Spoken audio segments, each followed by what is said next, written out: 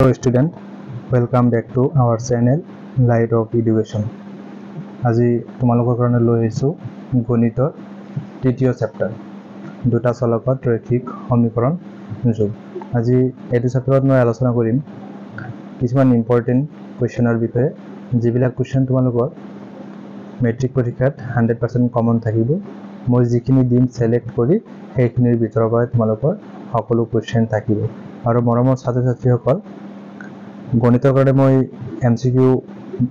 এমসিকিউৰ কাৰণে ভিডিও এটা লৈ আহিম আৰু সেইবিলাক এমসিকিউৰ পৰা কনসেপচুৱেল তোমালোকে পাবা। এনসাৰ একেই পাবা, কিন্তু কোৱেশ্চনটো অলপ বেলেগকৈ দিব পাৰে যদি মই যিখিনি দিম তাৰ পৰা কমন থাকিব। আৰু আজি আলোচনা কৰিম তোমালোকৰ তৃতীয় চেপ্টাৰৰ দুটা চলকত ৰৈখিক সমীকৰণ যোগ।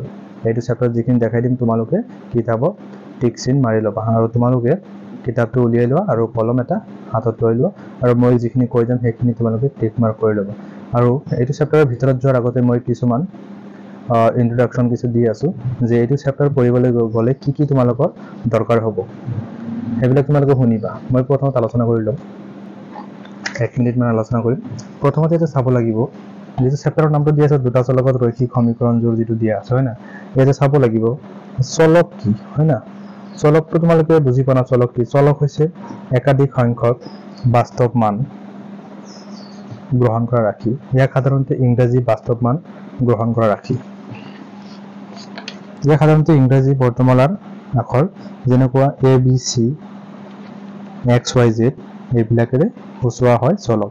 তাৰপিছত যিটো ধ্ৰুৱক, ধ্ৰুৱকটো তোমালোকৰ কি? সুনিৰ্দিষ্ট মান সম্পন্ন সংখ্যাক ধ্ৰুৱক বুলি কোৱা হয়। উদাহৰণস্বৰূপে তোমাৰ যেনেকুৱা 5, পাই, -2/3 ইত্যাদি বিলাক। তাৰপিছত যিটো সমীকৰণ দিয়া আছে, সমীকৰণ কাক বুলি কোৱা হয়? সমীকৰণটো তোমালোকৰ যি সমতা উক্তিৰ এক বা একাধিক অজ্ঞাত ৰাশি মানে চলক থাকে, তাকে কি বোলে? সমীকৰণ বুলি কোৱা হয়। তাৰপিছত যিটো ৰৈখিক সমীকৰণ যিটো দিয়া আছে, ৰৈখিক সমীকৰণ কি? যিটো লিনিয়াৰ ইকুৱেশ্যন যিটো কৈছে, যি সমীকৰণত অজ্ঞাত ৰাশি বা চলকৰ উচ্চতম ঘাত একে, তেনে সমীকৰণক ৰৈখিক সমীকৰণ বুলি কোৱা হয়। উদাহৰণ 2x - 3 = 5 - 3x সমীকৰণটো এটা চলকযুক্ত ৰৈখিক সমীকৰণ। তাৰপিছত যদি এইটো সমাধান আহিব খোজে, সমাধান যদি খোজে তোমালোকে লিখিবা যে চলকৰ যি মানে এটা সমীকৰণক সত্য উক্তিত পৰিণত কৰে সেই মানটোক সমীকৰণটোৰ সমাধান বা মূল বা বীজ বুলি কোৱা হয়।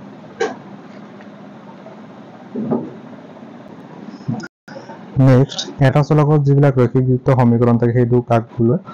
এটা চলকযুক্ত ৰৈখিক সমীকৰণবোৰ ax + b = 0 এইবিলাক, আৰু ইয়াত a আৰু b বাস্তৱ সংখ্যা আৰু a not equal 0। দুটা চলকযুক্ত ৰৈখিক সমীকৰণ যিবিলাক ax + by + c = 0, ইয়াতে য'ত a, b, c বাস্তৱ সংখ্যা, a not equal 0, b not equal 0 আকাৰৰ সমীকৰণক x আৰু y এই দুই চলকযুক্ত ৰৈখিক সমীকৰণ বুলি কোৱা হয়। আৰু a আৰু b একেলগে শূন্য নহয়, মনত ৰাখিবা। তাৰপিছত ক্ৰমিক যুগল যিটো আছে, ক্ৰমিক যুগল অৰ্ডাৰ পেয়াৰ এইবিলাক চাব লাগিব, সমীকৰণৰ সমাধানটো চাব লাগিব। নেক্সট, দুটা চলকযুক্ত ৰৈখিক সমীকৰণৰ যিবিলাক জোৰ আছে, pair of linear equation in two variables এইবিলাকৰ বিষয়ে চাব লাগিব। তাৰপিছত দুটা চলকযুক্ত এযোৰ ৰৈখিক সমীকৰণৰ সাধাৰণ বীজগাণিতিক বা বীজগণিতীয় যিটো প্ৰকাশ ৰাশি সেইটো তোমালোকৰ চাব লাগিব। যেনেকুৱা কি আছিল a1x + b1y + c1 = 0 আৰু a2x + b2y + c2 = 0, য'ত a1, b1, c1, a2, b2, c2 বাস্তৱ সংখ্যা আৰু a1² + b1² not equal 0, a2² b2 + b2² not equal 0। এইবিলাক কি তোমাৰ দুটা চলকযুক্ত এযোৰ ৰৈখিক সমীকৰণৰ সাধাৰণ বীজগণিতীয় প্ৰকাশ ৰাশি। এতিয়া তোমালোকৰ আৰম্ভ কৰিম এইটো চেপ্টাৰৰ ইম্পৰ্টেণ্ট যিবিলাক কুৱেশ্যন সেইবিলাক তোমালোকে কিতাপ উলিয়াই ল'বা আৰু সিলেক্ট কৰি ল'বা। তোমালোকে পেজ নম্বৰ 70 উলিয়াই লোৱা। ইয়াৰে যিটো উদাহৰণ যিটো 3 দিয়া আছে সেইটো মোষ্ট ইম্পৰ্টেণ্ট এইবাৰৰ কাৰণে, এইটো টিক মাৰ্ক কৰি ল'বা। নেক্সট 74 পেজ উলিয়াই লোৱা।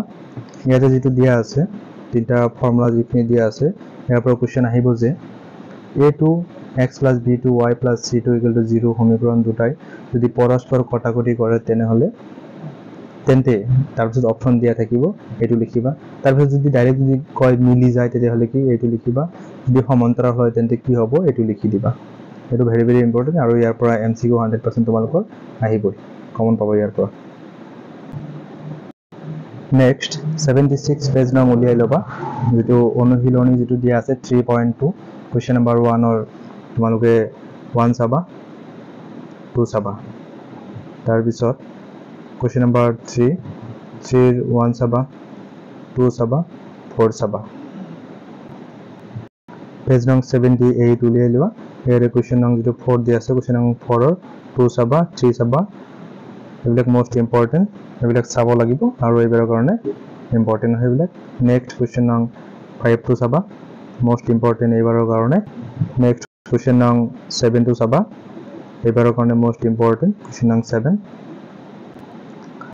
নেক্সট 82 নং পেজ উলিয়াই লোৱা অনুশীলনী 3.3 কোৱেশ্চন নং 1 যেটো দিয়া আছে প্ৰতিস্থাপন পদ্ধতিৰে তলৰ ৰৈখিক সমীকৰণ জোৰবোৰ সমাধান কৰা কোৱেশ্চন নং 1 অৰ ৰোমান সংখ্যাৰ 1 চাবা 4 চাবা তাৰপিছত 5 চাবা এইবিলাক মোস্ট ইম্পৰ্টেন্ট এইবাৰৰ কাৰণে কোৱেশ্চন নং 2 চাবা কোৱেশ্চন নং 3 চাবা এইবাৰৰ কাৰণে মোস্ট ইম্পৰ্টেন্ট নেক্সট কোৱেশ্চন নং 3 চাবা 3 এৰ 1 চাবা 2 চাবা তাৰপিছত কোৱেশ্চন নং 5 চাবা 5 টো ভেৰি ভেৰি ইম্পৰ্টেন্ট এইবাৰৰ কাৰণে নেক্সট 85 নং পেজ উলিয়াই লোৱা ইয়াৰ উদাহৰণ 13 নং কোৱেশ্চনটো ইম্পৰ্টেন্ট এইবাৰৰ কাৰণে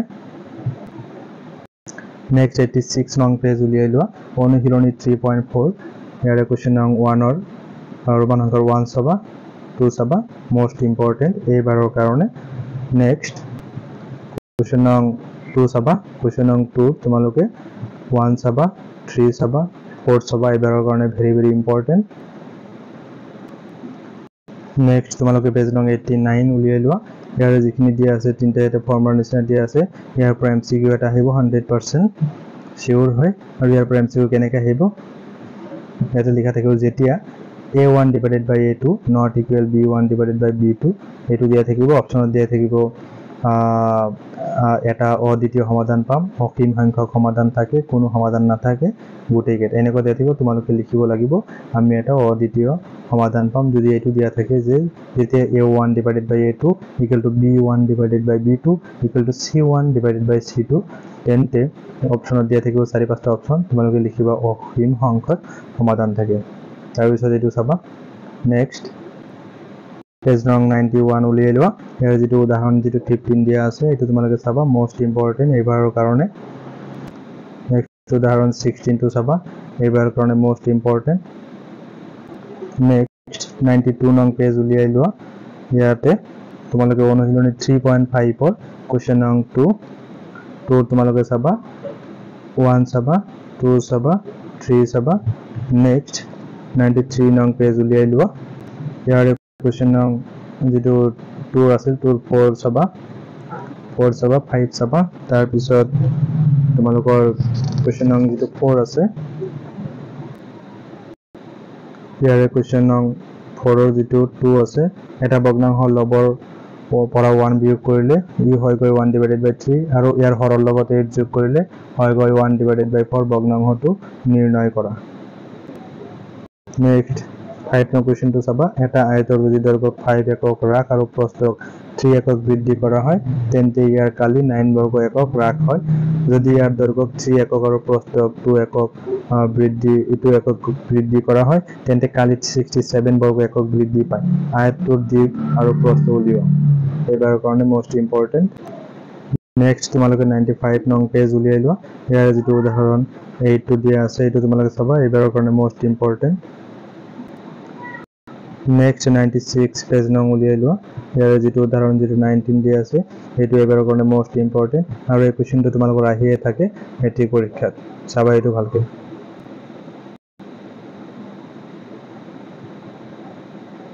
নেক্সট তোমালোকে পেজ নং 97 উলিয়াই লোৱা ইয়াৰ কোৱেশ্চন নং 1 অৰ তোমালোকে হেৰি চাবা 1 অৰ 2 চাবা তাৰ পিছত নেক্সট 98 নং পেজ উলিয়াই লোৱা যেটো কোৱেশ্চন নং 1 অৰ আছিল 1 অৰে আৰু 4 চাবা এই হেৰি 6 টো চাব নালাগে, এইটো চাব নালাগে। তাৰপিছত 7 টো ফাৰ্ষ্ট চাবা, তাৰপিছত 8 চাবা। এই 4টা কুৱেশ্যন একৰ 4টা কুৱেশ্যন চালেই হৈ যাব তোমালোকৰ। এই 4টা কুৱেশ্যন এইবাৰৰ কাৰণে মষ্ট ইম্পৰ্টেণ্ট। মৰমৰ ছাত্ৰ-ছাত্ৰীসকল, আজিৰ কাৰণে এইটো চেপ্টাৰ শেষ হ'ল আৰু মই যিখিনি তোমালোকৰ টিক মাৰ্ক কৰি দিছোঁ তোমালোকে সেইখিনি টিক মাৰ্ক কৰি লৈছা আৰু এইখিনি ভালকৈ পঢ়িবা এইবাৰৰ SSLC এক্সামৰ কাৰণে। আৰু ছাত্ৰ-ছাত্ৰীসকল, তোমালোকে যদি মোৰ ভিডিঅ'টোত নতুন আহিছো, মোৰ চেনেলটো প্ৰথমতে ছাবস্ক্ৰাইব কৰি ল'বা আৰু ভিডিঅ'টো বন্ধুবৰ্গৰ মাজত শ্বেয়াৰ কৰিবা। আৰু নতুন নতুন ভিডিঅ' তোমালোকে পাই থাকিবা। থেংক ইউ ৱাচিং দ্য ভিডিঅ'।